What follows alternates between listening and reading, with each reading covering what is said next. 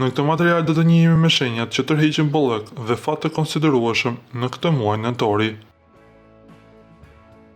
Binjakët, Jupiteri në Gafore sundon shtëpinë tuaj të dytë të financave dhe të ardhurave, duke sjellë mundësi për rritje financare dhe duke përmirësuar vetbesimin tuaj.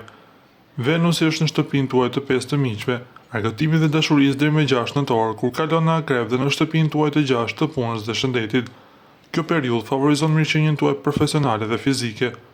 Mund të merrni një ngritje në detyrë, një pozicion ose rritje të re page, ose të shihni punën tuaj të njohur. Kur Venusi kalon në shigjetar në fund të muajit, ajo do të hyjë në shtëpinë tuaj të 7 të marrëdhënieve. Hëna e plot në Dem është në shtëpinë tuaj të 12, dhe nxjerr në dritë modelet e mendimit në ndërgjegjshëm ose besimet negative, duke ju dhënë mundësinë të lironi ato.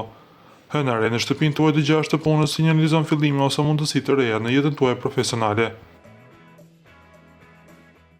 Peshorja, Jupiteri kalon tranzit në për shtëpinë tuaj të 10 të karrierës, duke sjellë progres dhe njohje. Kjo shtëpi lidhet gjithashtu me publikun, kështu që nëse puna juaj e përfshin atë, do të ketë përfitime. Mund të ndryshoni profesione ose pozicione me një rezultat pozitiv. Venusi në Peshor është në shtëpinë tuaj të parë, duke e bërë të dukeni dhe të ndjeni sa më mirë. Kjo tërheq përshtypje pozitive dhe mundësi të reja. Kur Venusi lëviz në Akrep, ajo do të jetë në shtëpinë tuaj të dytë të financave, duke favorizuar rritjet ose përmirësimet e të ardhurat tuaja. Në fund të muajit, kur ajo lëviz në shigjetar, ajo do të hyjë në shtëpinë e 3 të komunikimit. Hëna e plot në Dem bie në shtëpinë e 8 të financave, të përbashkëta dhe mund të sjellë negociata financiare. Hëna e re në Akrep është në shtëpinë e 2 të ardhurave, duke drejtuar çështjet monetare dhe burimet e reja të ardhurave. Akrepi, Jupiteri në Gafore kalon tranzit në shtëpinë tuaj të 9, duke tërhequr njerëz nga larg, mundësi udhëtimi ose përfitime nga partneritetet. Kjo shtëpi është gjithashtu e lidhur me arsimin, kështu që mund të përfitoni përmes arsimit ose studimeve. Nëse jeni të përfshirë në çështje ligjore, Jupiteri mund të jetë veçanërisht i dobishëm.